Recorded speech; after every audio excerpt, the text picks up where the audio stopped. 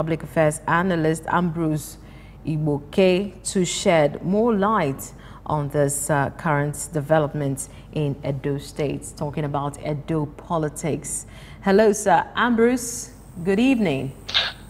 Good evening. I'm talking from Enugu. Okay, many thanks for joining. You have appointed me to Abuja. I'm not in Abuja. Okay, now you are in Enugu currently. Thank you so much for joining us on World News. Now, sir, you heard the story. What do you make of President Buhari's endorsement of Ize-Iyamu as APC flag bearer and in the gubernatorial election in Edo State? Tell us your thoughts. Well, first of all, coming some few hours, barely less than 24 hours after the miasma political, I call it comedy of errors that happened in Edo State about the Edo State House of Assembly. Barely less than 24 hours, Ize-Iyamu received his flag. Well, the president is the political national leader of the APC, so it is his duty to hand over the flag. I don't know if he chastised his people for the kind of show of shame that they had yesterday at the Edo House of Assembly.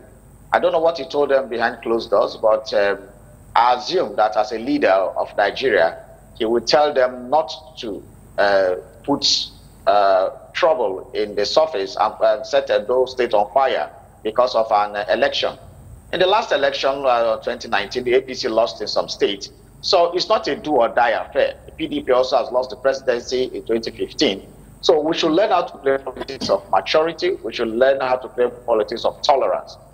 Okay. And what happened in the Edo State House of Assembly is a shame on the history of the Benin Kingdom, which lasts for more than 600 years, of the great Ogisos, the great Ewekals, the great Buharis, the great Baisi, and the rest, where we have a glorious history of organized political system, organized administrative structure, organized spiritual structure that we know Benin Kingdom of.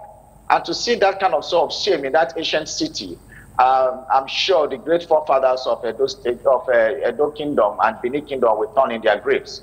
Almost after 600 years of organized society, we come to 2020, I will start seeing people behaving as if we're in a banana republic. It's so unfortunate.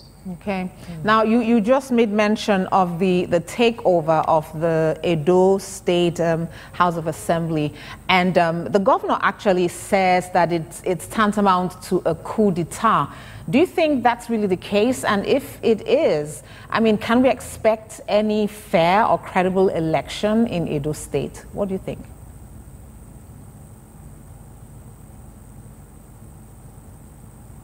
Hello?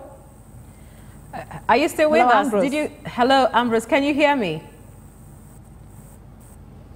Hello?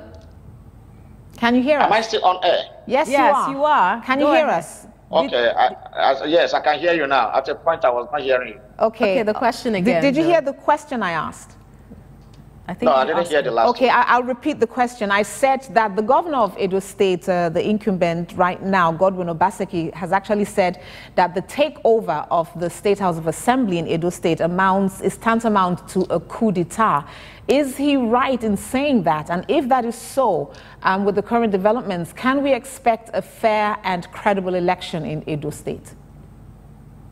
I think what I have to say is that the armed forces of the Federal Republic of Nigeria should try as much as possible to stick to their constitutional role, that is to maintain law and order and to protect democratic institutions. Their work is not to invade democratic institutions. Their work is not to disrupt democratic gatherings like what they did yesterday and day before yesterday. I think the constabulary nature of the Nigerian police training is that of the colonial masters, where the police was trained to actually attack the people, where the police was trained to actually humiliate the people on behalf of the colonial masters. Almost 60 years after independence, and more than 100 years after the amalgamation of Nigeria, where the colonial powers held sway, Nigerian police is still behaving as if we are not, as if they are not our brothers, as if they are not our, we are not kith and kin. That should not be. The invasion of the House of Assembly yesterday by the armed forces, talking about the police especially, is a show of shame and should not be tolerated in a democratic setting. I don't know who invited them. We learned that they came from outside the states and they want to forcibly take over a House of Assembly. I mean, there are institutions like the courts, institutions like the legislative arm, and other institutions that can take care of this, not by sheer brute of force. We should not encourage this kind of thing, and all well-meaning Nigerians should actually condemn such actions. Okay. Now, you described it as a show of shame and should have been be seen in a democratic setting. Now, what would be your suggestion in terms of getting things in a better way, or what would have been the better way to handle this whole scenario or the whole drama?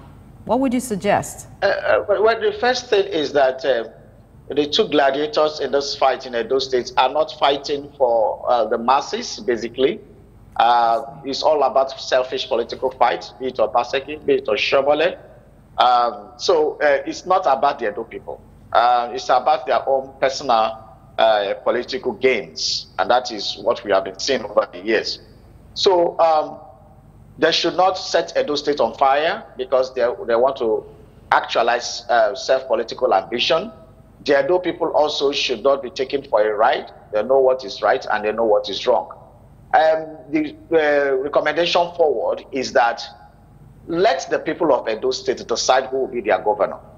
People from Abuja, the powers that be from Abuja should not import all kinds of tactics, be it armed or armed, all kinds of twists to Edo people's fate. Let the Edo people decide their fate. And then, it was all, in fact, it was a comedy of error. And as Alan Patton will say in her novel, Cry, My Beloved Country, every true Nigerian is thoroughly embarrassed by this. I want to tell the politicians that what happened between 1963 to 1964, 1965, the Western Regional Parliament crisis that actually led to the coup of January 15, 1966, should not be allowed to repeat itself, because this is how it started with Operation Wait here, and then all things got loose, and then we had, all getting all fired up from the Western region. The whole conflagration went to Nigeria, led to the January 66 coup, led to the July 29th of 1966 counter coup, and then finally led to the civil war that started in May 1967. This should not be allowed to happen. Politicians should tread carefully so that history does not repeat itself.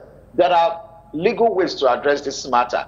The Edo State House of Assembly matter is actually in court, and court has given judgment. If you are not satisfied with the court judgment, you appeal. And there are internal party wars.